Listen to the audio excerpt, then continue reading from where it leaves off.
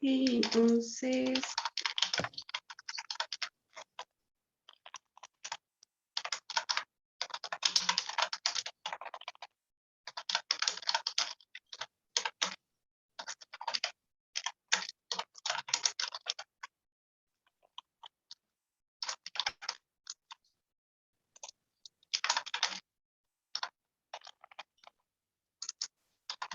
Muy bien.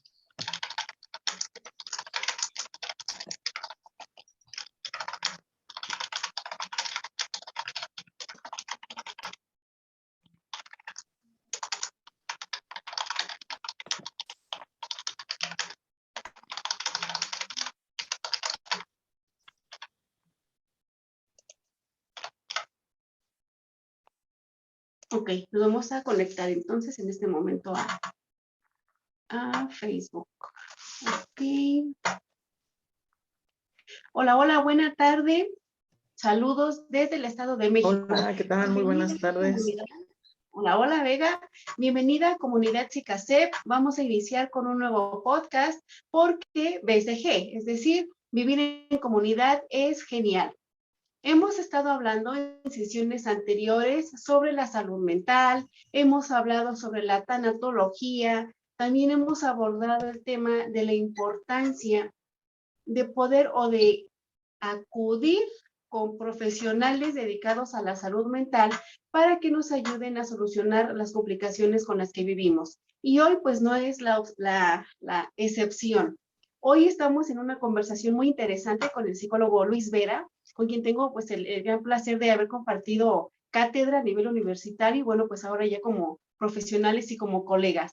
Así es que bueno, acuérdense que estamos totalmente en vivo. Estamos al pendiente de sus comentarios, por supuesto, si no tienes tiempo u oportunidad de verlo en directo, vamos a tener la grabación tanto en la página oficial de CICASEP como en la página o el canal de YouTube de CICASEP. Así es que vamos a iniciar. Bienvenido, psicólogo, ¿cómo estás? A ver, platícanos. Ok, pues muy bien, me da mucho gusto pues, saludarlos, digo, los que estén conectados. Este, y digo, y es un placer, digo, al final de cuentas, pues estar en todo esto, ¿no? Mm. Me presento, pues bueno, como bien mencionaba, soy psicólogo, mi nombre es José Luis Vega. Y pues soy licenciado en psicología, tengo una especialidad en evaluación educativa. A nivel formación, ¿no? Voy más dirigido a la parte, pues, educativa en este caso, ¿no? A nivel como parte personal, ¿no? Pues me he enfocado mucho en el estudio del psicoanálisis, ¿no? Es algo que me apasiona, ¿no? Que inclusive pues aún me sigo formando, ¿no? Y bueno, digo, es algo que lo he llevado mucho a la práctica clínica. Ok, entonces nos vas a hablar sobre el psicoanálisis. Y punto número uno, quiero recalcar que José Luis Vega es un amante apasionado del psicoanálisis. Siempre lo defendió, siempre lo defenderá y bueno, pues vivirá y morirá por y para el psicoanálisis, ¿sí o no? Claro, claro, claro. Así es que bueno, vamos a iniciar. Una de las principales características o funciones de tener estas sesiones con los profesionales, con los expertos en las diferentes áreas, es que nos ayuden a los demás a conocer de qué trata aquello en lo que se dedican, pero de una manera simple, de una manera sencilla, que a veces es un poco complicado, pero bueno, también es el reto que tenemos, dar a conocer a los demás aquello que sabemos, que tenemos como las bases científicas y por supuesto la experiencia, para que sepan, en este caso, por qué es conveniente el psicoanálisis o por qué no es conveniente para mí vivir una sesión de psicoanálisis. Y bueno, para iniciar, ¿qué es el psicoanálisis? Ah, muy bien.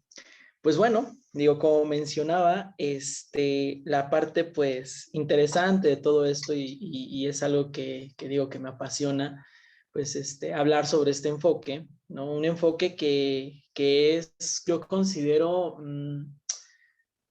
profano, de cierta manera, en muchas cosas, ¿no? En muchas cosas es un punto de vista totalmente diferente, ¿no? Que tiene que tener su lugar, ¿no? Digo, como toda especialidad, toda formación académica, ¿no? ¿Qué es el psicoanálisis? Bueno, básicamente la terminación, ¿no? Podría decir que es el estudio, pues, de la parte inconsciente, ¿no? El análisis del inconsciente.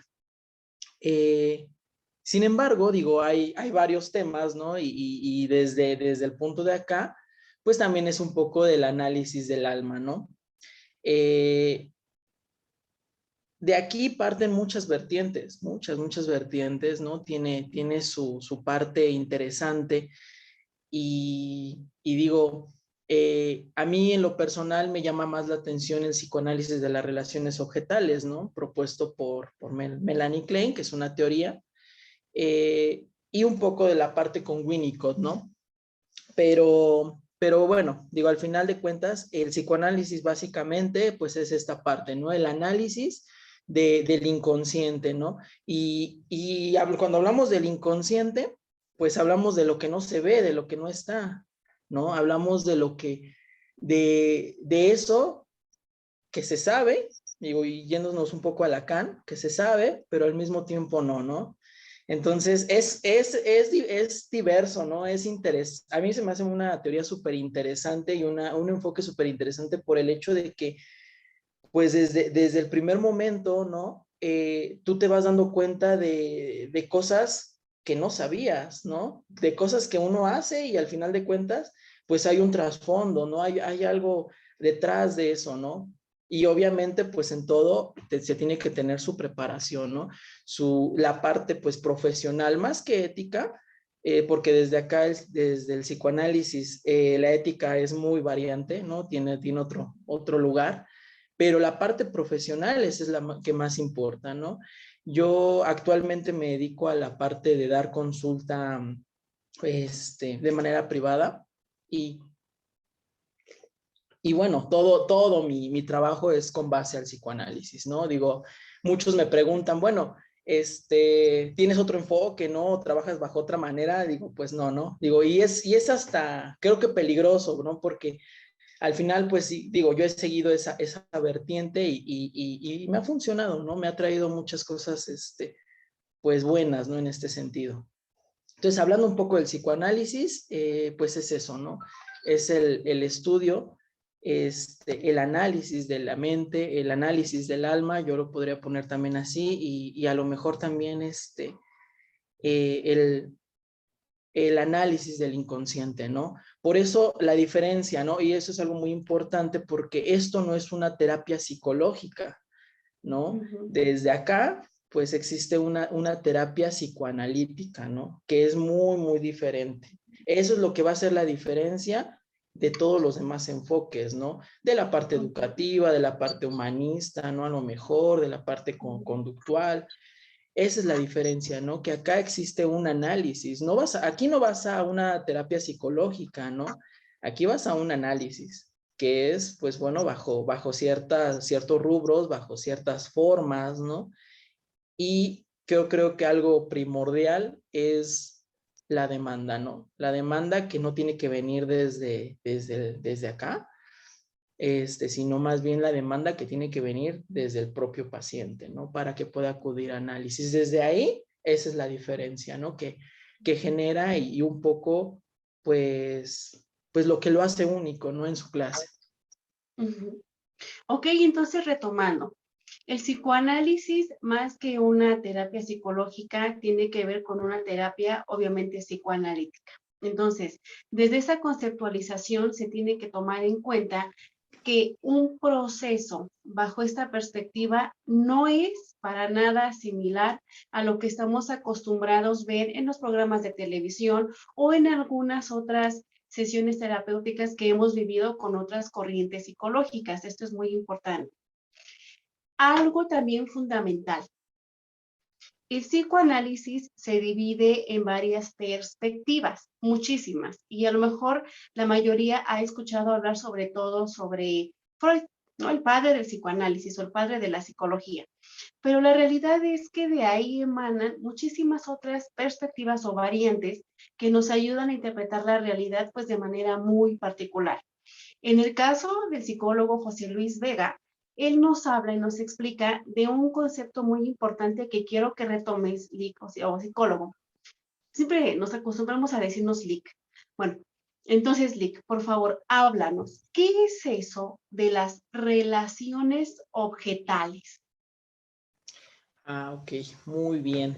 Pues bueno, ya entrando un poco en esto, ¿no? Sí, como bien menciona, ¿no? El psicoanálisis tiene diferentes vertientes también dentro de la misma, ¿no? Pero antes, bueno, antes de pasar un poquito de las relaciones objetales, como tal, pues bueno, se requiere su formación, ¿no? Que era lo que yo venía comentando, se requiere su formación, se requiere su profesionalización dentro de la misma área, ¿no? Y al final de cuentas, pues bueno, ya uno va eligiendo la vertiente, ¿no? Que en la cual se divide, ¿no? Está lo que es pues prácticamente el psicoanálisis ortodoxo, brevemente. Está la parte de, que es el psicoanálisis de Freud, como más se conoce. Está el psicoanálisis objetal, ¿no? Que se identifica únicamente con lo que es la parte del objeto, ¿no? Todo parte del inconsciente, eso sí es muy cierto, ¿eh? Todo parte del inconsciente, pero también igual, pues bueno, la forma en cómo se trabaja, ese es lo que hace la diferencia. Está, por otra parte, también el psicoanálisis del yo, ¿no?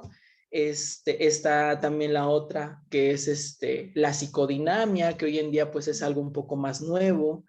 Está también lo que es el psicoanálisis lacaniano, ¿no? Que ese ya es otro cantar también, ¿no?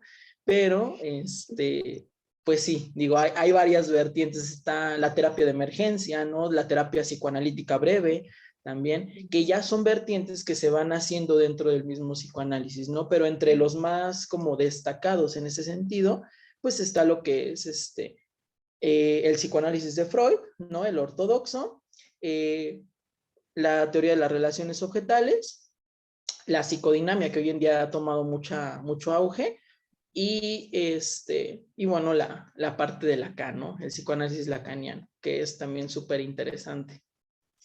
Entonces sí, se divide entre estas vertientes y bueno, pues yo en lo personal me he guiado un poco más por la teoría de las relaciones objetales. ¿Por qué? La teoría de las relaciones objetales, primeramente, yo considero que es una de los enfoques, de las ramas, mejor dicho, en la cual se distingue directamente en el objeto, es un poco más visible. ¿Cómo es más visible? En el sentido de que todo lo que nosotros nos rodea, todo lo que vemos, es inconsciente, ¿no? Es parte de un objeto inconsciente. ¿Cómo? ¿No? Supongamos, bueno, las personas que lo están viendo aquí, ¿no? O que lo pueden ver, ¿no? Por ejemplo, cómo venimos vestidos. Eso también es inconsciente, como la ropa que utilizamos, el reloj que tenemos puesto, ¿no? Todo eso lo elegimos por un porqué, ¿no? Y esa es la parte interesante que la teoría de las relaciones objetales lo toma, ¿no?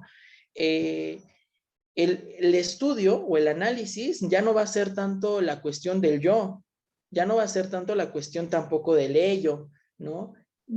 Sino va a ser el análisis del objeto, de por qué el objeto está ahí, ¿no?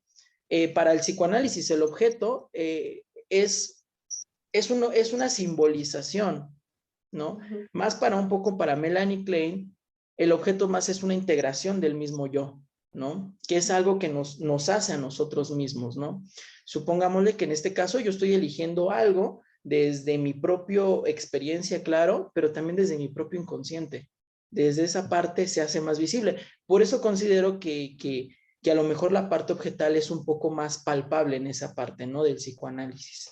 Dado que, pues bueno, por ejemplo, el análisis del inconsciente, el análisis del lenguaje también es algo que se puede ver visible, pero algo que vemos es el objeto. Por eso digo, yo creo que al final la parte objetal toma mucho auge en ese sentido, aunque no se le ha dado como tal la prioridad, ¿no? Porque tenemos más psicoanalistas lacanianos, ¿no? Más psicoanalistas ortodoxos, ¿no? Y casi no hay kleinianos, ¿no? No hay nadie que, no he encontrado, o ha sido muy poco, alguien que se dedique realmente a la teoría de las relaciones objetales, ¿no?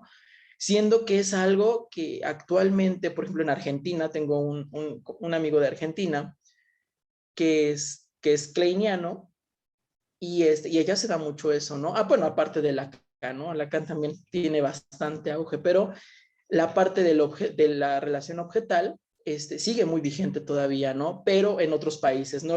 Realmente aquí en México no es tan, no ha tomado tanta fuerza, ¿no? Como debería de tomar.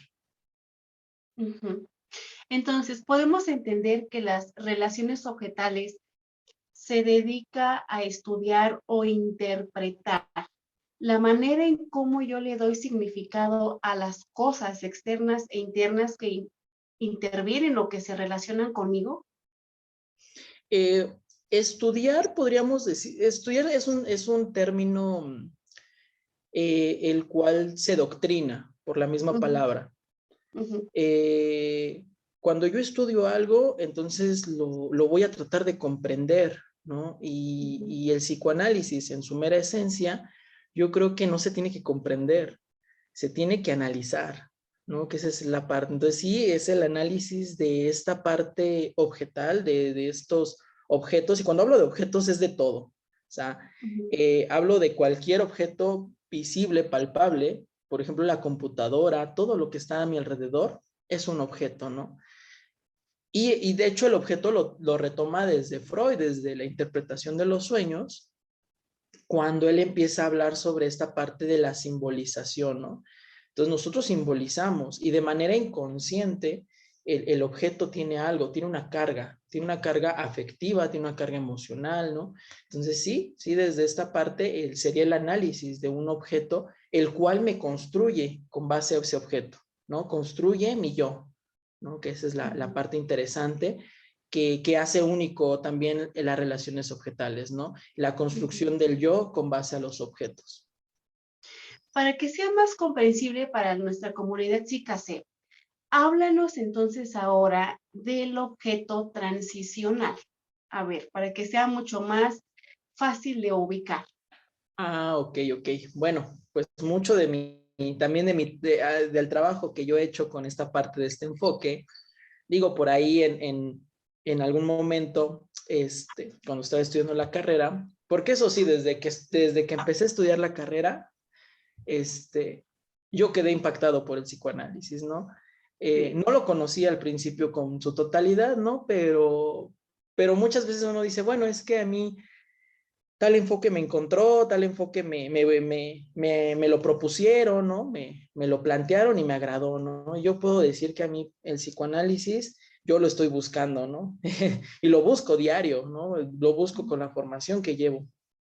Este, Parte de todo esto, cuando en un momento se me dijo, oye, tienes que hacer un programa de investigación, un plan de investigación, tienes que hacer una tipo tesina, ¿no? Dije, bueno, ¿qué voy a hacer, no? Porque pues para esto, pues el psicoanálisis también tiene su parte, ¿no? Sin embargo, bueno, no es ni cuantitativo ni cualitativo como la metodología tradicional, ¿no? Ujú. Si no, pues es meramente clínico. Entonces dije, bueno, ¿qué puedo hacer, no? Y con esto, pues yo me encontré también en mi formación ya psicoanalítica, me encontré con Winnicott, ¿no? Me encontré con este autor que fue discípulo de Melanie Klein, posteriormente tomó otra vertiente, pero al principio fue discípulo de Melanie Klein, coincidía con varias teorías que esta autora tenía, y él habla sobre un objeto transicional, ¿no? Digo, y parte un poco de la práctica clínica que he tenido con niños, ¿no? Sobre todo con niños. Winnicott, yo creo que, y Melanie Klein son de los que más te puedes apoyar para este tipo de prácticas, ¿no? Ujú. Winnicott no es cierto, no, ay, ahorita que me acuerdo, fue, ay, no recuerdo esto de lo que ve a los bebés, eh, ¿Pediatra? pediatra, ¿Pediatra? exactamente, fue pediatra, trabajó en un psiquiátrico, digo, aprovechando la acotación, trabajó en un psiquiátrico, trabajó con muchos niños y él habla sobre una teoría también que es el objeto transicional, ¿no? Entonces, el objeto transicional básicamente pues es un objeto que acopla el niño, que hablando de la integración del yo, ¿no? Es un objeto que decide el niño y que al final ese objeto va a evolucionar, ¿no? Por eso es la transición, por eso se llama transicional, ¿no? Porque evoluciona a algo de lo cual me vaya a apoyar en mi vida adulta. Entonces, pues es algo interesante, por eso decía que yo creo que ese es lo más palpable que puedes ver, aparte del lenguaje, creo que el objeto es lo más palpable que puedes ver porque tú observas cómo los niños tienen un objeto, ¿no? Un objeto el cual ellos acoplan a sí mismos, pero es un objeto especial, no solamente los juguetes, ¿no? No solamente una mantita, ¿no? Puede ser un objeto que el niño decida, hasta su propio cuerpo. De hecho, inclusive, Melanie Klein por allá de 1998, que es un ensayo que se llama, déjeme ver, aquí lo tenía. Estadios tempranos del conflicto, es cuando empieza a hablar sobre dos posiciones muy interesantes, pero habla sobre la integración simplemente del objeto, ¿no? De cómo el niño desde que está dentro del vientre de la madre ya empieza a tener una noción de un objeto, ¿no? Y de algo que al final de cuentas existe. Por eso vemos los movimientos, ¿no? Hay un vínculo que lo vincula a la madre, ¿no? Sin embargo, no hay un objeto total, ¿no? No es un objeto totalmente, sino es un objeto parcial. Posteriormente, el niño considera, porque no tiene una noción del objeto, no tiene una opción ay, no tiene una noción del objeto total, tiene una noción de un objeto parcial, quiere decir que es por partes, ¿no? Y que lo mantiene dividido. Entonces, el niño, un objeto transicional primario, es la parte del propio cuerpo, ¿no? Es la parte del propio cuerpo y por eso el niño acopla a meterse la mano luego a la boca, ¿no? Que son los principios estadios, ¿no? De la parte oral, ¿no? Desde la parte psicosexual de Freud, ¿no? Todo psicoanálisis está basado en Freud, todo, ¿no? Todo se acopla, de ahí se van haciendo diferentes modificaciones y de ahí salen las diferentes vertientes, ¿no? Pero Winnicott, al momento de que habla de un objeto transicional, se da cuenta que existe, pues, pues, infinidad de objetos también, y entonces él habla sobre que el niño es capaz de hacer un espacio transicional, ¿no? Entonces, bueno, acoplando esto de Winnicott a lo que yo estaba investigando, me llamó mucho la atención, entonces yo hice una investigación sobre esto, sobre el objeto transicional, el cual de hecho lo he estado presentando en varios congresos, talleres y bueno, demás lugares donde me han invitado, porque es algo súper interesante. Es algo que al final de cuentas tú lo ves y dices, oye, pues sí es cierto, ¿no? Creo que al final el niño guarda, ¿no? Muchas emociones, miedos, angustias en ese objeto que le puede ayudar, pero que al mismo tiempo hay que saber guiarlo, porque tiene sus dos partes, ¿no? Tiene la cuestión de que, pues, puede apoyarlo, pero si no se da bien esa transición, y aquí hablo de transición, a que se acople en algo que el niño vaya que en adultez vaya a ser productivo, vaya a ser sano. Por ejemplo, ¿no? Supongámosle que tenemos una mantita, ¿no? Cuando tenemos 3 años, pongámosle así. Se pueden dar cuenta que el niño escoge ese objeto e inclusive lo nombra. Es algo interesante porque le da nombre, ¿no? A partir del lenguaje, el niño le da un sentido, ¿no? A ese objeto. Pasa es lo que su tiempo, ¿no? El niño tiene un cierto cariño sobre ese objeto, puede ser, por ejemplo, la mantita, el cual se duerme con él, necesita de él para poder hacer alguna actividad, ¿no? Para sentirse seguro, lo puede querer llevar, por ejemplo, a la escuela, cuando se siente a lo mejor con angustia, lo puede utilizar, ¿no? Son cosas que uno va identificando. Entonces, ya el objeto evoluciona al grado de que cuando está en esta parte de la adolescencia, sigue existiendo, pero se convierte ese objeto la transición que hace es en algún deporte, en algún hobby, en algún interés que forme a mi personalidad, ¿no? En la adolescencia es la búsqueda de esta personalidad, entonces el objeto ya deja de tener esa función como tal de la mantita, ¿no? Y se convierte ahora en algo que a mí me gusta, que yo produzco, ¿no? Puede ser, por ejemplo, con algunos pacientes adolescentes que he tratado, puede ser en algún caso, no sé, dibujar, ¿no? Por ejemplo. Dibujar, tocar guitarra, ¿no? Ir a lo mejor, leer libros, ¿no? Algo que a mí me produzca placer, ¿no? Que me sea productivo y que sea sano. Evoluciona eso, posteriormente en la adultez pasa a otra etapa ese objeto y evoluciona ya sea en un trabajo, en alguna cultura, en alguna religión, en algo que a mí me produzca cierto bienestar y que yo pueda recurrir a ese momento para yo sentirme bien, ¿no? Como una herramienta, ¿no? En donde yo pueda recurrir ahí cuando yo me siento angustiado, cuando yo me siento en algún momento con dificultades para hacer alguna cosa, ¿no? Lo ideal, o podríamos decirlo así, ¿no? Sería que se convirtiera como en un trabajo, ¿no? Decía por ahí con otro compañero que yo tenía, que igual le gustaba el psicoanálisis de las relaciones objetales, decía que su hermana le gustaba mucho construir, ¿no? Cuando era más pequeña, le gustaba mucho construir legos, ¿no? Estos legos, y que construía muy bien. Posteriormente dice, lo interesante es que cómo te das cuenta que existe el objeto transicional cuando hoy en día, ya que es adulta, se dedica ahora a ser arquitecta, ¿no? Entonces ya no construye en el juego, o sea, ella sigue jugando, si lo ponemos a ver así, ¿no? A construir, ahora obviamente bajo un trabajo, ¿no? Y es algo interesante cómo entonces eliges este tipo de carreras, ¿no? Que también te constituye a tu yo, ¿no? Y que es algo que tú vas a desempeñar. Obviamente, pues eso sería entre lo que cabe sano, pero pues también existe la parte complicada, ¿no? Si la parte no sana. Si el niño no deja ese objeto, puede crear codependencias en un momento, ¿no? Porque es una relación codependiente en el cual tiene que evolucionar, tiene que ser transitorio, no se puede quedar solamente en ese objeto.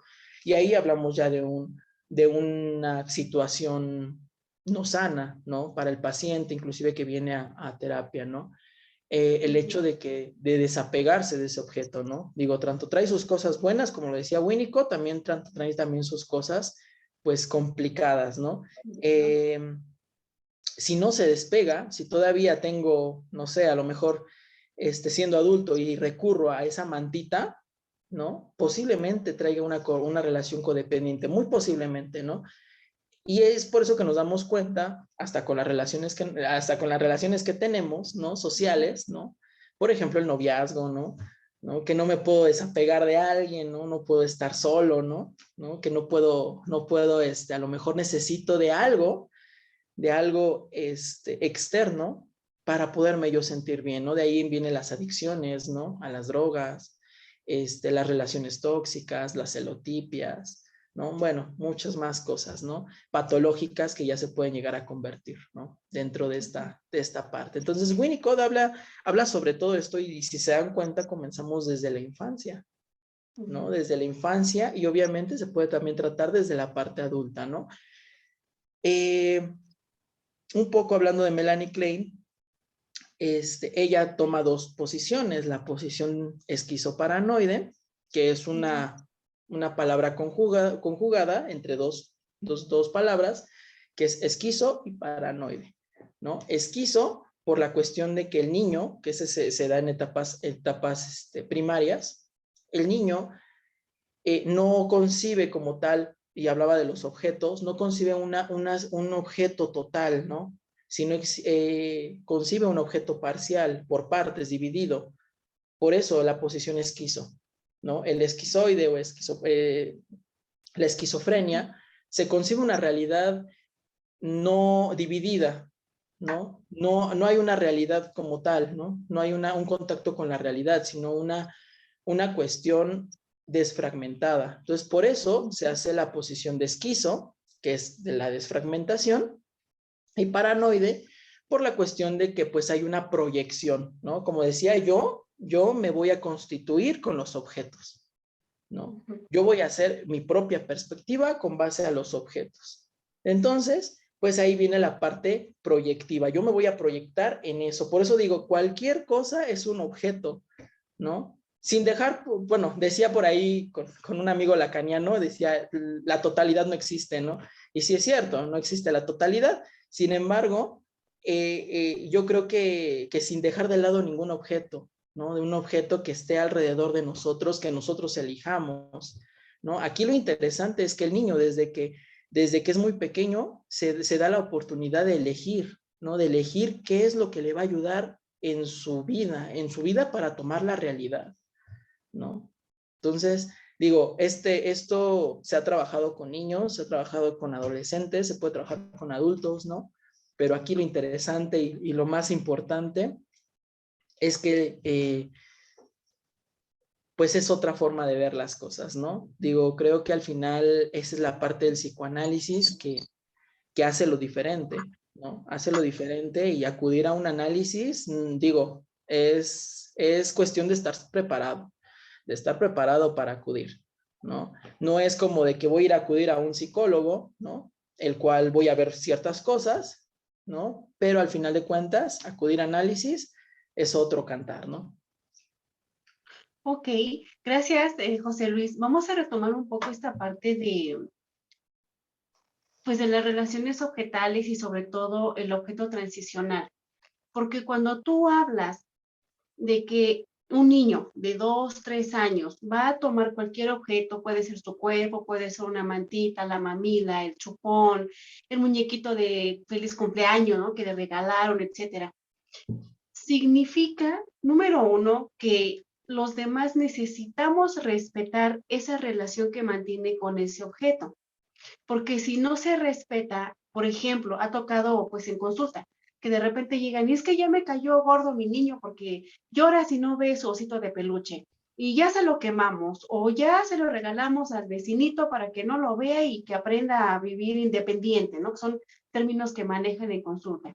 Entonces, desde tu perspectiva, cometer este tipo de acciones puede causar alguna modificación en esa transición o adaptación que debería de tener de manera normal si continuara con ese objeto.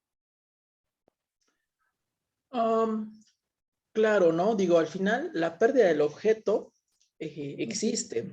Eso es otro término que utiliza Melanie Klein sobre la pérdida. El niño tiene que tener un duelo, ¿no? Tiene que tener un duelo desde que nace, tiene un duelo, desde que está dentro y es un feto, ¿no? Donde no hay una concepción de la realidad, pero existe un vínculo con la madre. Hay un duelo, hay un objeto también ahí, ¿no? La parte de que posteriormente evoluciona a, como decía, un osito de peluche, un juguete especial, o a un artefacto, lo que sea. Sí, a lo mejor si este objeto nada más deja de tener la misma función, no quiere decir que deje de no importar, ¿no? Porque puede seguir importando, ¿no? Muchos, digo, hay personas que también no lo vemos, ¿no? Pero tenemos algo de nuestra infancia, si se dan cuenta, ¿no? Algo debemos de tener, por lo menos, mínimo una foto, ¿no? Digo, si no es un juguete, ¿no? Algo se debe de tener que nos recuerde a la infancia. Entonces, eso es la función, ¿no? Sin embargo, la importancia sigue teniendo la misma importancia que se tenía con el recuerdo. Ahora bien, supongámosle que como mencionaba, ¿no? A lo mejor se llega a quemar, se llega a tirar, se llega a, no sé, ¿no? Sí es importante, se lo decía a muchos padres, porque luego a veces dicen, ay, ves que no sé por qué se quiere llevar este juguete forzosamente, ¿no? Y ya me cansé de que se lo lleve a todas partes, ¿no? Se lo quiere llevar a la escuela, se lo quiere llevar a cualquier lado, ¿no? Donde vayamos. Inclusive hay padres que castigan con ese juguete, ¿no? También, ¿no? Sin embargo, digo, en esta parte de análisis con los padres, ¿no? Yo le decía, justamente ahorita me recuerdo un paciente, unos papás que tuve, que me decían, es que ese objeto, ese era un peluche de Bugs Bunny, todavía me acuerdo. Y me decía, es que no quiere que lo lave, ¿no? El niño tenía 7 años, 7 años, y me decía, es que yo quiero quitárselo para lavarlo y no quiere que lo lave, ¿no? Y el peluche ya está todo sucio, ¿no? Yo le decía a la mamá, bueno, ¿y por qué usted quiere lavarlo, no? O sea, ¿cuál es la finalidad? No, pues para que esté limpio, ¿no? Pues se ve mal, ¿no? Y eh, le digo, bueno, ese objeto, él lo decidió, él lo tomó, ¿no? Y es algo importante que con base a la palabra, nosotros le digamos que al final de cuentas es un objeto suyo, que respetemos eso. Porque si yo te lo quito y te digo, ¿sabes qué? Te lo voy a lavar y ya no, el niño, para el niño el significado que tiene ese juguete es mucho, ¿no? Es demasiado. Entonces, es como si a nosotros nos robaran algo, ¿no? De nuestra parte, de nuestro cuerpo. Entonces, imagínate la sensación que tiene el niño, ¿no? Al momento en que le quitamos ese objeto, ¿no? Yo le decía a la mamá, su hijo, al momento en que usted le quita el objeto, el que le quita el juguete, el niño literalmente siente que le están desprendiendo algo de sí mismo, ¿no? Pero me decía, oye, pero ¿por qué? Si es un peluche, ¿no? Y esa es la parte interesante, como cuando nosotros ya somos adultos, vamos perdiendo esa magia, ese sentido mágico, y lo vamos transformando en otras cosas que yo siento que a veces ni son tan productivas, pero vamos perdiendo esa cuestión por la racionalización que hacemos de las cosas, ¿no? Pero el niño no racionaliza como tú, como un adulto. Entonces digo, él no va a comprender lo mismo que tú comprendes, porque no es un adulto, ¿no? Entonces, ¿qué es la idea? La ideal es que tú veas cómo el niño ve las cosas, ¿no? Y que entonces también sientas en ese sentido cómo el significado le da a ese objeto. Entonces yo le decía, bueno, platícaselo, no tiene nada de malo que lo quieran lavar, ¿no? Digo, al final de cuentas hasta puede ser por higiene. Pero lo importante es decir, ¿sabes qué? Bueno, yo respeto tu juguete, ¿no? Mira, lo vamos a lavarlo juntos, ¿no? Y al final de cuentas, mira, no le pasó nada, ¿no? Sigue intacto.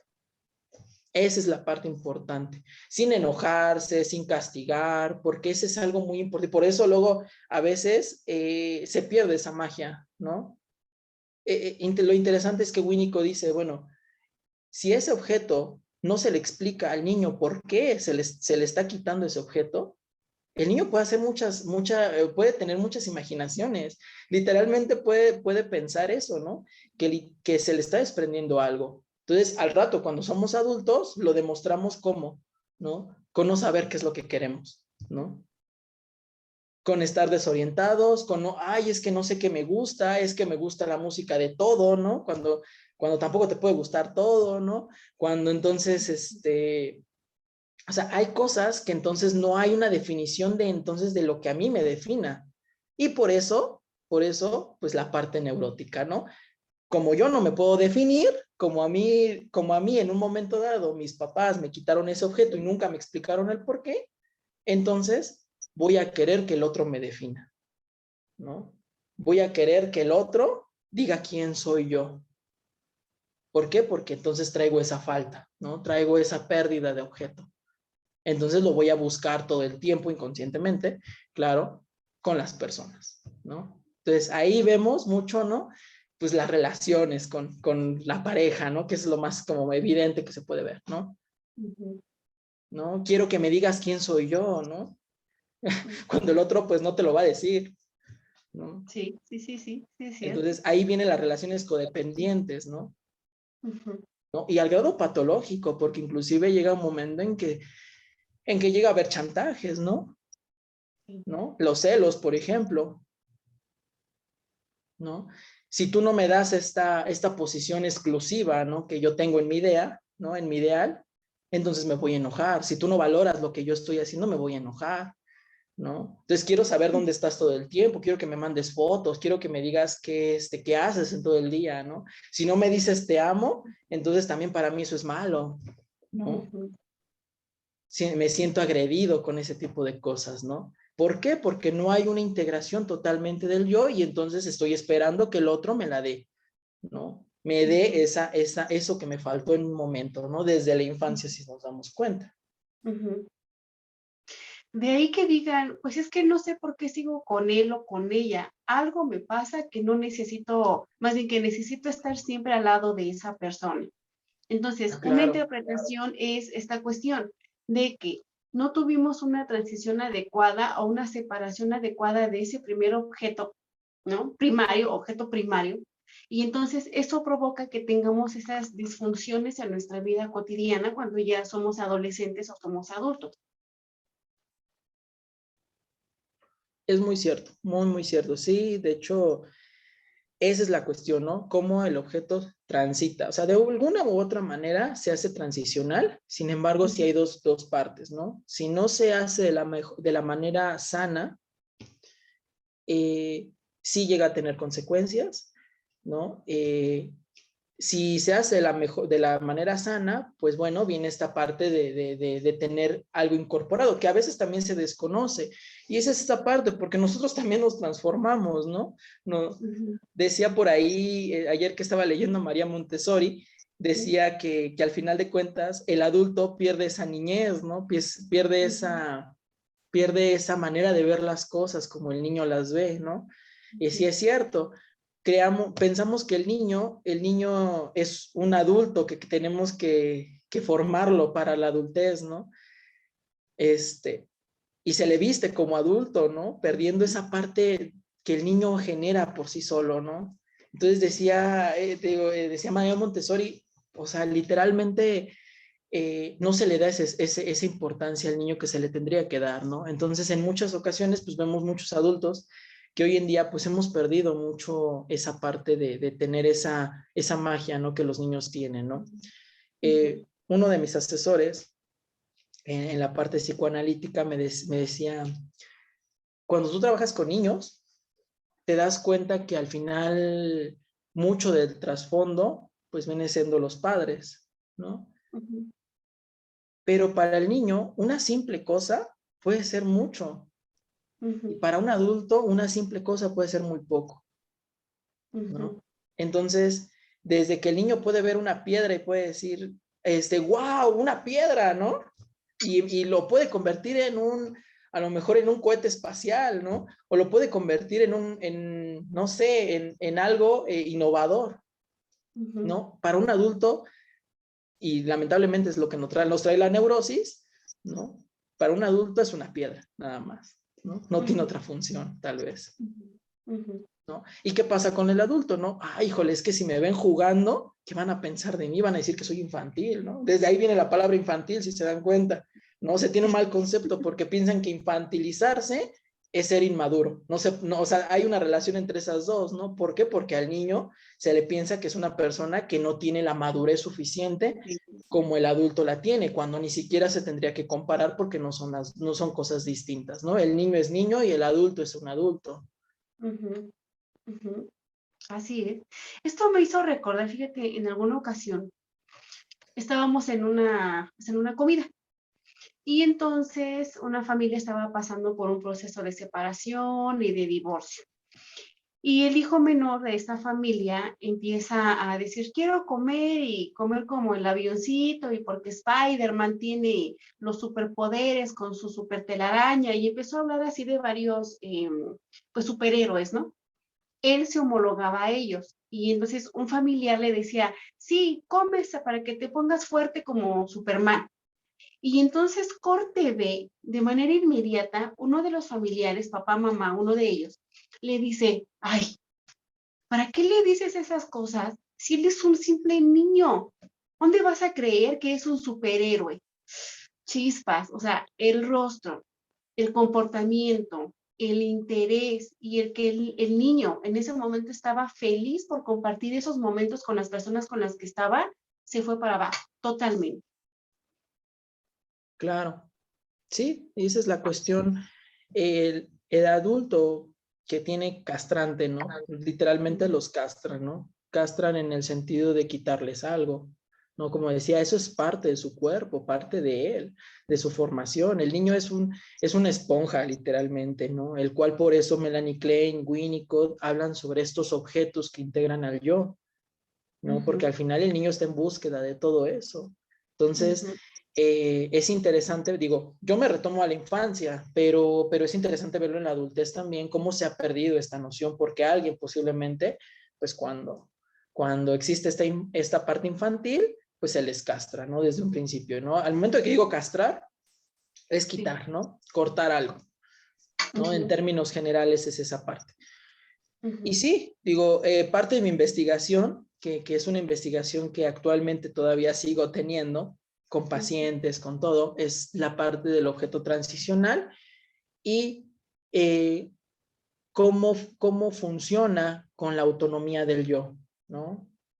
Yo considero, y algo que he estado investigando, porque hablar de autonomía en psicoanálisis es peligroso también, es peligroso porque no hay una autonomía, Sí. pero yo creo que sí existe una autonomía en el sentido de elegir. Y ahí, retomando a lo que comenzamos, ahí parte el psicoanálisis, ¿no? Creo que el psicoanálisis te da esa libertad para poder decidir qué hacer. Obviamente desde la demanda. Desde una demanda que no viene del analista, ¿no? No viene de acá. Es una demanda que decía al principio que viene de allá, ¿no? Del paciente, ¿no? Y ahí comienza el análisis. Por eso digo, eso es totalmente diferente, porque, y algo que me gusta y que digo, haciendo un poco más esta parte de colaboración con CICASEP, es que tú puedes elegir, digo, más adelante te lo vamos a hablar, tú puedes elegir tus servicios. Y eso decía Freud también, lo decía Melanie Klein. O sea, lo interesante es que el propio paciente elija quién lo va a atender, porque es algo muy importante. ¿Quién yo quiero que hablarle de mis problemas, ¿no? Entonces, abrirme, ¿no? Totalmente. Eso es algo muy importante. Entonces, va parte de una elección, ¿no? Decía Melanie Klein, es la elección del objeto. Es una elección del objeto y asimismo también parte el análisis, ¿no? Desde que elegimos quién me va a tratar, ¿no? Así es, así es.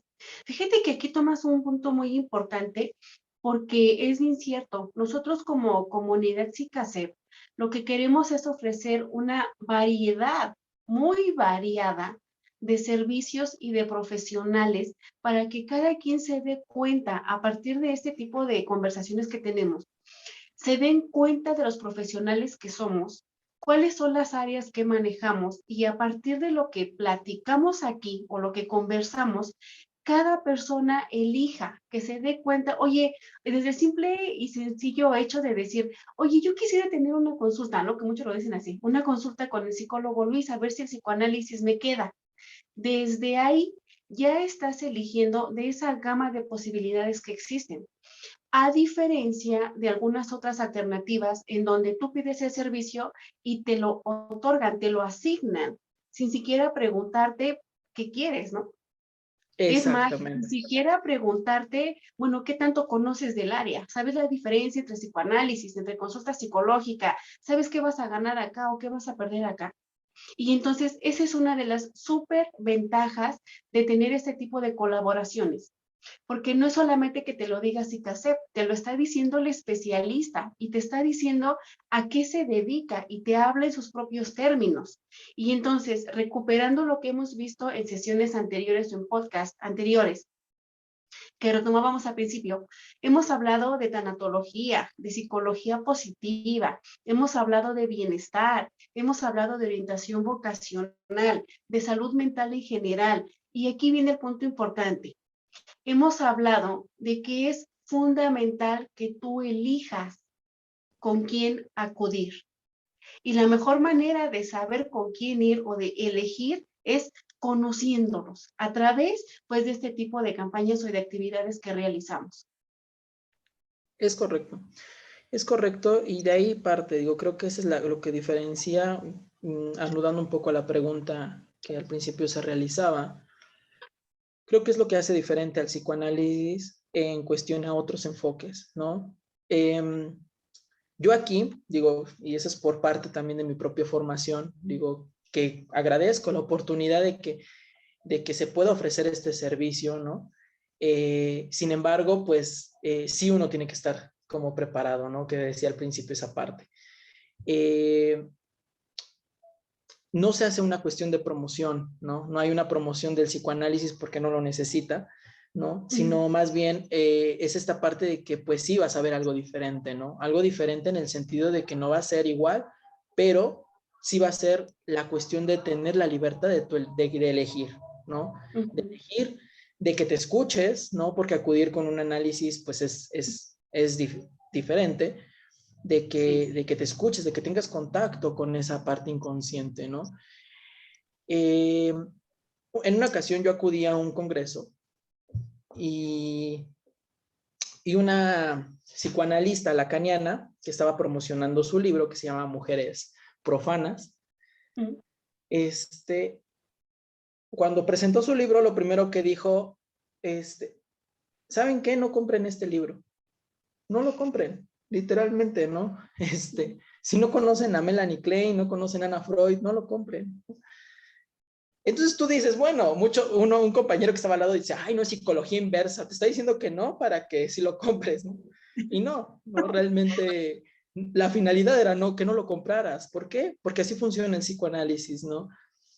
No hay algo escondido, no hay algo escondido de, ay, no lo compres para que sí me lo compres. No, sino más bien, si tú lo ves de este lado, ¿para qué requieres un libro que no lo vas a leer, que no lo entiendes?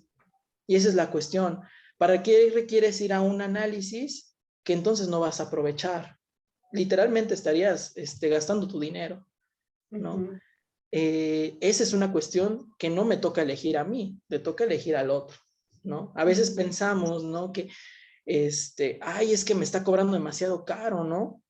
No, una propuesta es llevar el psicoanálisis, llevar esta perspectiva que yo tengo mía, pues a varias personas, ¿no? A que lo conozcan la gente.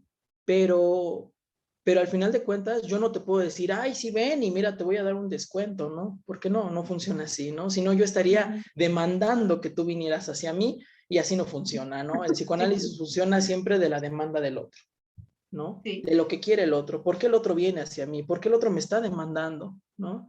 Y lo interesante y la regla de oro, ¿no? Que es, pues, hable lo primero que se le venga a la mente, ¿no? Diga lo primero que se le venga a la mente. ¿Qué es lo que, por qué vino aquí, ¿no? Conmigo. Y desde ahí comienza el análisis, ¿no? Desde ahí comienza la parte de señalar, ¿no? De estar. Y obviamente la parte también acá, que es la formación, ¿no? Esto requiere, pues su formación, tanto profesional, ¿no? Digo, más que la parte ética profesional, requiere ir con asesores, ¿no? Requiere ir a estudios de caso, requiere ir, tener tu propio análisis, ¿no? Obviamente. ¿Para qué? Para que al final de cuentas tengas ese contacto. Entonces requiere una formación por acá exigente, que sí te exige, ¿no?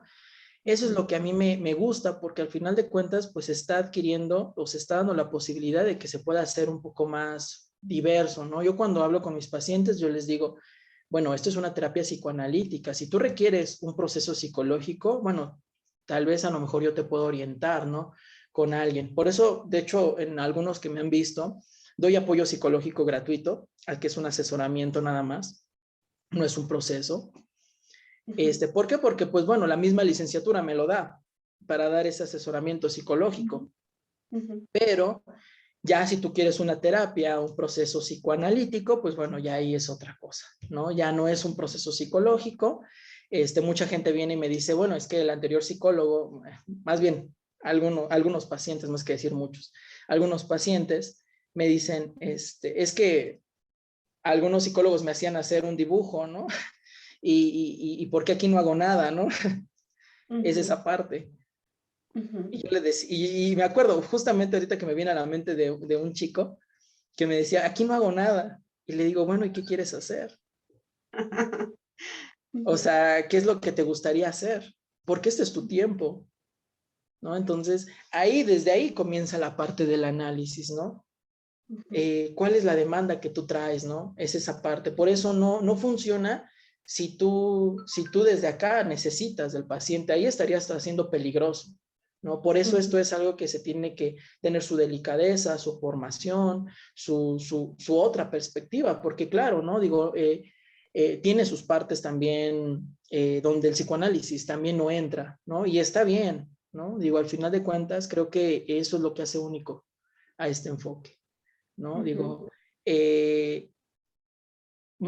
decía también mi asesor, es que el psicoanálisis es para todos, o para muchas personas, para no meter todos, para algunas personas, pero no todos somos para el psicoanálisis, ¿no?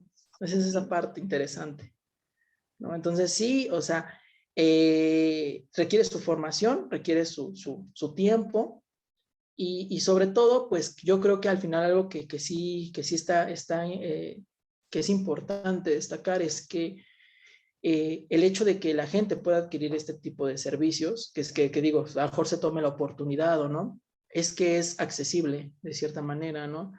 Digo, yo he ido con algunos psicoanalistas que cobran 1,000 pesos, ¿no? Y tú lo entiendes, ¿no? Creo que uno que se está formando lo entiende porque dices, bueno, sí, requiere su tiempo, ¿no? Pero hay personas que no lo pueden adquirir literalmente, ¿no? Entonces, esta parte de querer esta accesibilidad que se le pueda dar, digo, pues me parece interesante. De ahí también unos proyectos que yo traigo trabajando, digo, ya aprovechando de aquí El momento, sí. es pues un poco de dar esta perspectiva psicoanalítica, personal, ¿no? Con la vida cotidiana, ¿no? Traer un poco este enfoque que me gusta bastante, a las demás personas, ¿no? La idea es hacer lives para Facebook y transmitirlos, ¿no? Y que lo vean desde esta parte diferente, ¿no? Porque hay mucho desconocimiento, yo creo que tanto de alguna u otra manera la psicología, el psicoanálisis, todo lo que tenga que ver con salud mental, aquí en México, que es un hecho, se desconocen muchas cosas aún, ¿no? Yo, por ejemplo, platicando con este amigo de Argentina, me decía, es que aquí en Argentina hay una escuela de psicoanálisis y aquí también en México hay muchas escuelas de psicoanálisis, ¿no? Pero las demás personas o los pacientes, cuando acuden a terapia, acuden con la idea o este imaginario de decir, es que el psicólogo me va a arreglar mis problemas, ¿no? O es que el psicoanalista me va a psicoanalizar, ¿no? ¿No? Me va a observar y me va a analizar todo lo que hago, ¿no? Y no es así tampoco, ¿no?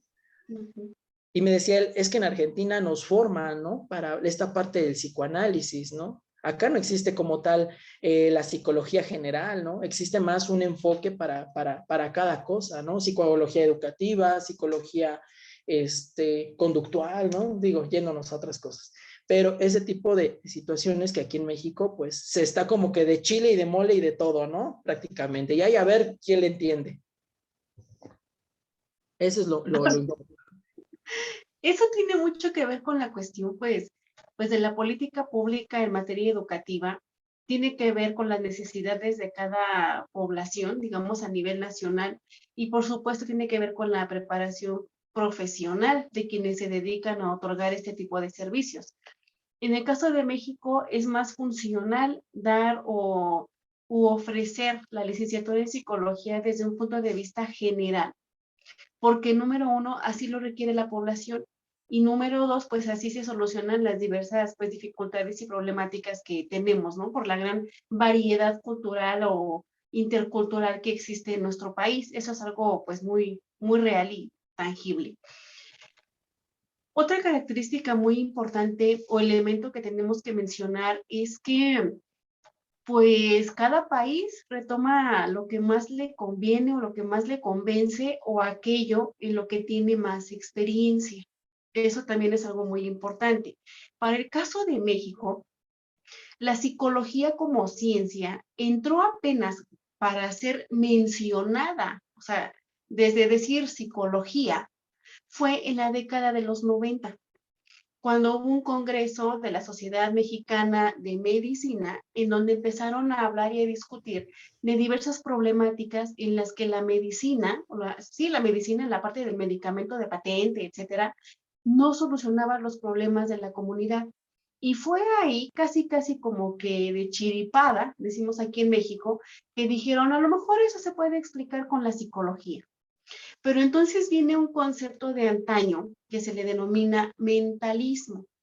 Y entonces, como estamos acostumbrados o nuestra formación, pues sí, nuestra formación en esta ciencia es positivista, entraban o cuando empezaron a hablar de psicoanálisis, del origen, del alma, de René Descartes o Descartes, etcétera, empezaron a decir, eso no se mide, eso no es comprobable, no es observable. Y entonces una manera despectiva de decir que eso no funcionaba era a través del término mentalismos. Y entonces empezaban a decir, por ejemplo, ahorita, ¿no?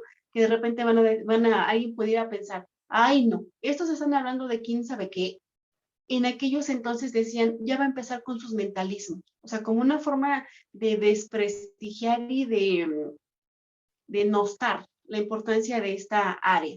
Entonces, para México es relativamente joven la concepción de la psicología en general. Y yéndonos a esta cuestión tradicional, pues mucho más la parte del psicoanálisis, ¿no? O sea, de ahí va el origen Claro. pues, de nuestros problemas, ¿no? Claro, claro. Sí, es muy, o sea, actualmente muchos, no sé por qué dicen que el psicoanálisis es desactualizado, ¿no? En algunas situaciones lo he escuchado. El psicoanálisis, no, es que el psicoanálisis ya es algo que ya no se ocupa, ¿no? Que ya es precario. Y yo creo que sigue siendo tan nuevo que siempre se descubren cosas nuevas y aún no se entiende. Por eso yo creo que la cuestión de que pues hay un desconocimiento, no más que entender, hay un desconocimiento de esa parte del psicoanálisis, ¿no? Cuando a lo mejor, como se mencionaba, ¿no? Ha ayudado a lo mejor a la parte de la población, porque así se ha demandado, ¿no? En manera social en México, pero sí hay un desconocimiento en el sentido de que no sabemos qué es una asesoría psicológica, no sabemos qué es una consulta psicológica, y bueno, los enfoques se desconocen de alguna u otra manera y que no es algo malo como tal, ¿no? Porque creo que de ahí nosotros podemos darnos a conocer, ¿no? Enseñarles al otro y esta parte de qué es lo que hacemos, ¿no? Y ya, bueno, el otro decidirá, ¿no? Pero creo que el saber esa es la parte importante, ¿no? Muchos por ahí, bueno, digo, estaba yo anteriormente en un grupo, que actualmente sigo dando apoyo, pero anteriormente estaba más activo, en un grupo de apoyo psicológico en Facebook. Y de ahí fue la idea de generar este tipo de lives, ¿no? Porque dijo, bueno, eh, uno que ha estudiado, pues se topa mucho con querer que les des una terapia gratuita, ¿no? Y decía por ahí un comentario que en alguna ocasión leí, que decía, bueno, si este grupo hay psicólogos, ¿no? Y dice psicología gratuita, ¿por qué no dan una consulta gratuita, ¿no? A las personas que realmente lo necesitamos y que no tenemos esa adquisición, porque también se tiene en la mente que el hecho de ir al psicólogo es caro, que es algo que yo voy a gastar, ¿no? Y es más, ni lo vemos como una inversión, lo vemos como algo, hay algo que voy a tener que gastar yo, ¿no? Que algo que voy a tener que sacar de mí, ¿no? Esa es esa parte. Entonces, el costo, en cierta manera, digo, entiendo que hay situaciones, ¿no? Donde sí, es complicado, ¿no? A lo mejor adquirir un servicio, pero decía, bueno, ¿por qué no nos dan una consulta gratuita, ¿no? Y entonces vemos que hay otro tipo de personas que se hacen también pasar por psicólogos y no lo son, ¿no? Y les dan una mala orientación, una mala información, ¿no? Y hacen esta mala praxis, ¿no? Eh, y eso es lastimosamente, eso es lo gratuito, ¿no? Eso es lo gratis, ¿no? Es algo que no me va a funcionar, literalmente, ¿no? La parte tanto psicológica, psicoanalítica, lo que tú quieras, se requiere una formación, se requiere estar en constante actualización, en constante búsqueda de este saber, ¿no? Y en constante preparación, sobre todo. Por eso es el costo, ¿no? Creo que tiene que haber un costo porque tiene que ser igualitario. en este sentido. Por eso la concepción de que en un momento dado no hay entre una asesoría psicológica, por ejemplo, y una terapia.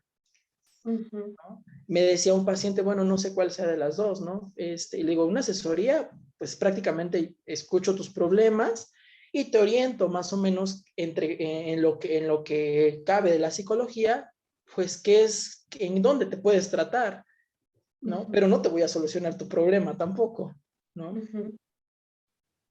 Esa es la parte, ¿no? Entre la asesoría psicológica, la terapia psicológica o la psicoterapia, ¿no? También, ¿no? En donde se necesita tener una formación psicoterapéutica, ¿eh?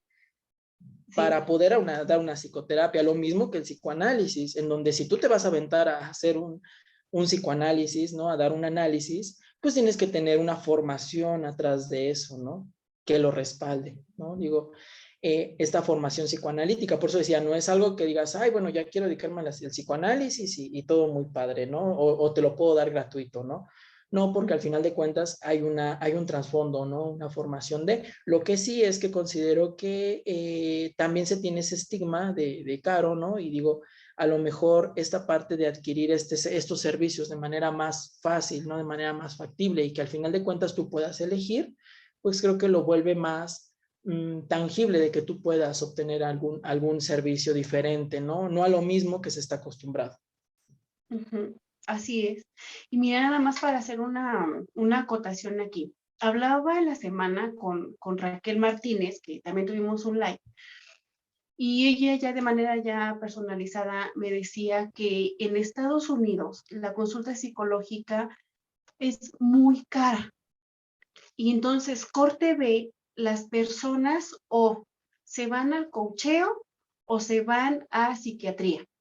Y a la psiquiatría para que les den medicamento y puedan deducir impuestos. Esa es una realidad.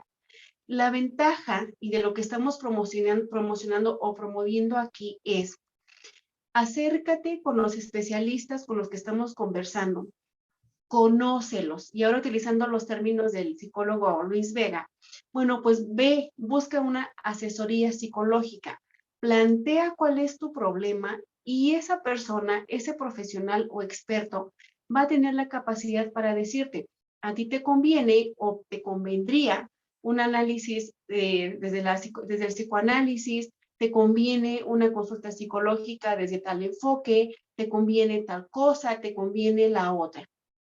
Y lo hemos mencionado desde un principio.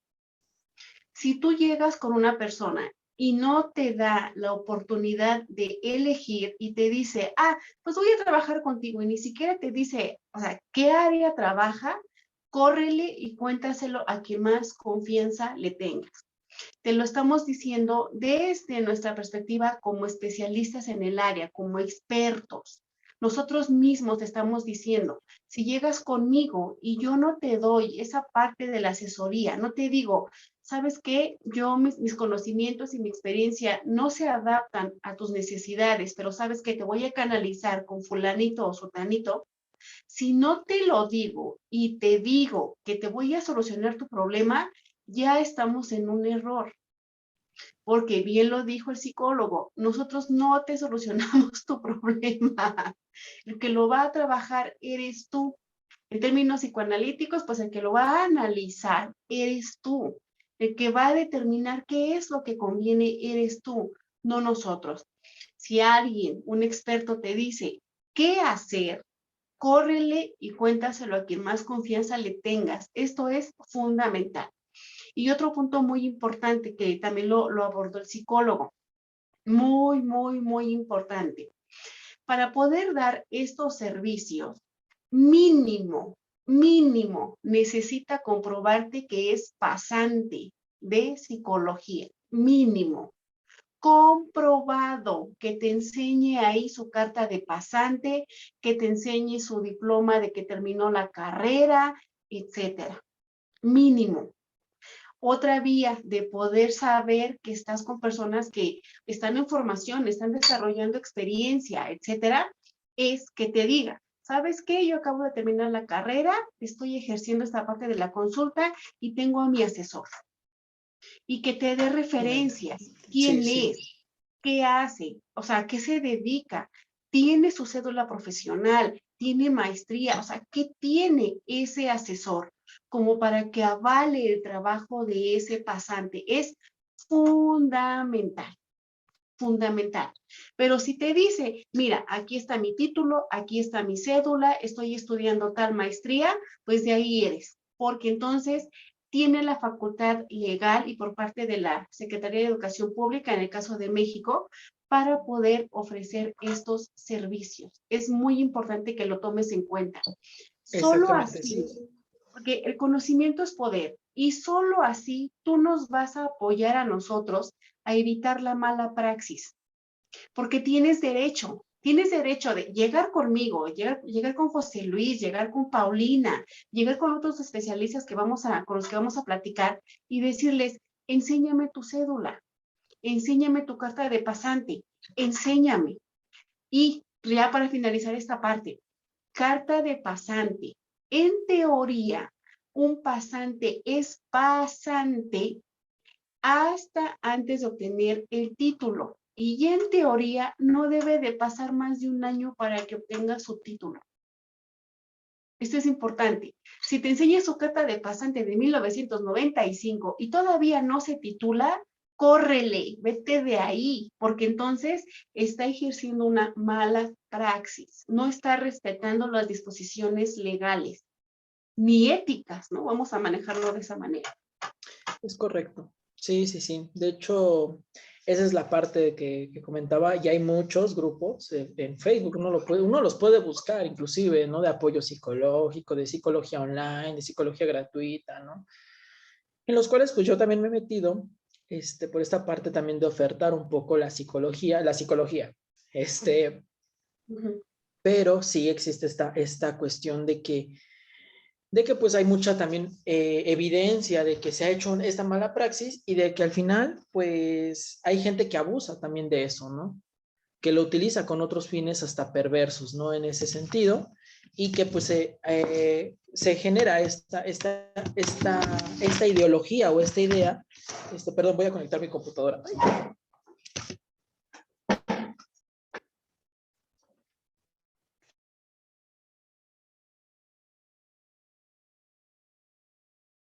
Bueno, en lo que recuperamos aquí la conversación con Luis, que se ofreció, pues entonces acuérdense, es muy importante, pregúntale, dile, solicita que te muestre su carta de pasante, es muy importante. Para México, un pasante es aquel que está en el último año de su carrera. Si la carrera dura 4 años, entonces está ya en el cuarto año. Si dura 3 años, está en el tercer año. Pídele que te muestre su credencial de estudiante, pídele que te muestre su boleta de calificaciones para que veas fechas. Esto es muy importante. Y sobre todo que tengan, en el caso de pasantes, que tengan asesoría, que te digan, a mí me está asesorando psicólogo fulanito de tal. Incluso hasta te pueden decir, ve sus redes sociales porque es asesoría, él habla de tal tema, ella está metida en tal cosa, tiene su asociación civil, tiene su empresa. Es decir, busca información fidedigna que te dé la seguridad de que puedes y debes recibir atención por parte de esa persona. Porque también es cierto, no podemos decir que te vayas solamente con los que ya tenemos documentación oficial, porque entonces le restarías experiencia a esa persona que está a punto de entrar al mundo laboral. Ese es un detalle muy importante. Y pues bueno, retomando esta parte del objeto transicional, acuérdate, dice el psicólogo José Luis Vega, que un objeto es cualquier cosa que haces tuya para que tú tengas ese fortalecimiento, esa seguridad en ti. Y también algo muy importante, debe de trascender. Y trascender significa que debe de pasar de un estado a otro estado. Por ejemplo, tú ya tienes 35, 40 años y sigues durmiendo con tu mantita, diríamos en términos muy generales, pues que ahí está pasando algo. ¿Qué sucede? Que a pesar de que ha pasado el tiempo y has evolucionado tú a nivel físico, no has evolucionado a nivel pues emocional. Checa ese pequeño detalle. Otro tema muy importante del que nos habló José Luis es de que en términos de ellos se trabaja desde el psicoanálisis haciendo un análisis de las cosas. Y el análisis lo haces tú mismo, a diferencia de la parte psicológica general, en donde se trabaja. Por eso incluso está la vertiente o pues sí, la diferenciación de la terapia no directiva, que es otro concepto muy importante. La cuestión de la no dirección significa que cuando tú vas con el psicoanalista, él no te va a decir qué decir. Simple y sencillamente te va a dejar ser. Él no te va a decir qué es lo que tienes que hacer. Él te va a dejar ser. De ahí va la parte no directiva. Y Ya, para el caso de los niños, ¿ahí andas por acá, Luis? Hola, hola. ya, disculpa, es que se me apagó mi computadora y aquí Sí, teníamos no unas te fallas preocupes. técnicas, No pero ya sucede a estoy ti. aquí de regreso. Ok, estábamos dando como un breve resumen de lo que hemos hablado. Y entonces, pues bueno, dinos, José Luis, ¿qué propuestas tienes? ¿Qué viene en camino? Pues vienen muchos proyectos, afortunadamente, pues vienen mucho trabajo. Eh, en la cuestión, dijéramos, con la colaboración con CICASEP, es esta parte de, pues, que se oferte, ¿no? Esta parte de este servicio, ¿no? Desde el psicoanálisis, ¿no? Porque por eso comentaba al principio, la diferencia es que esto no es una terapia psicológica, este es un análisis en donde, pues bueno, digo, al final es para quien esté preparado, ¿no? Es para quien esté preparado, eh, que el que se tome esa libertad, ¿no? De elegir. Digo, ese es este proyecto, se vienen algunos talleres que también digo, desde mi parte de mi formación, también me ha tocado la parte de ventas, que es algo a lo mejor no diferente, porque muchos me decían, bueno, ¿cómo ventas? Y si te gusta el psicoanálisis y eres psicólogo, ¿qué onda con las ventas, no? Digo, aprovechando un poco el live, desde la parte a lo mejor familiar, mis papás son comerciantes, toda mi vida he vivido del comercio, de las ventas, entonces, pues esa parte también que la traigo adquirida. Y la otra parte es también que pues mucho del marketing nació del psicoanálisis, ¿eh? Digo, por ahí busquen por ahí la historia del periodista que también después se volvió de relaciones sociales, Tar Eilis, que fue el primero en consultar a un psicoanalista antes de la Primera Guerra Mundial para poder publicar sin necesidad de decir tanto, ¿no? Y publicar cosas que ayuden a las personas, porque antes la publicidad era más vista como parte de la guerra, ¿no? De esta parte de, sí, de promocionar un poco la guerra, la parte militar, y esta diferencia, cuando publica con los cigarros, sobre todo con una publicidad de cigarros, donde a una mujer se le ve fumando un